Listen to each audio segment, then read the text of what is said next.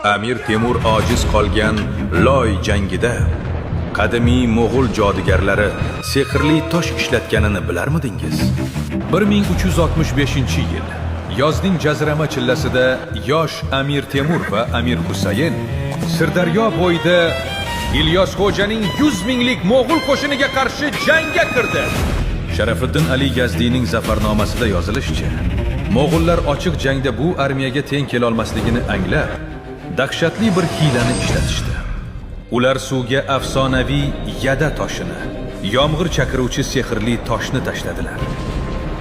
Jazirama yoz bo'lishiga qaramay, osmondan shunday qattiq jala quydiki, butun olam suvga to'lib, jang maydoni tizzagacha keladigan o'tkir balchiqqa aylandi.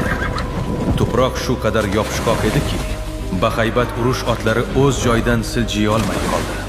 Suvdan kamon iplari ivib, qattiq qilichlar zanglab, askarlarda harakatlanishga mutlaqo majol qolmadi. Ammo dushman buni oldindan bilar edi.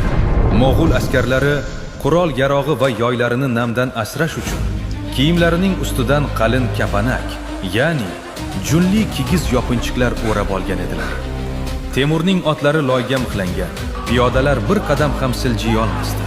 Va xuddi shu payt tog' tepasidagi dushman ustlaridagi nam kigizlarni uloqtirib, quruq va o'tkir qurollari bilan loyga botgan Temur armiyasi ustiga qora sel bo'lib bostirib tushadi. Tizzagacha loyda, dushman oldida va yonida ittifoqchisi Amir Husaynning xiyonati. Qopqonga tushgan Temur bu qirg'indan qanday qutulib qoldi? Qonli yakun keyingi qismda. O'tkazib yubormaslik uchun hoziroq obuna bo'ling.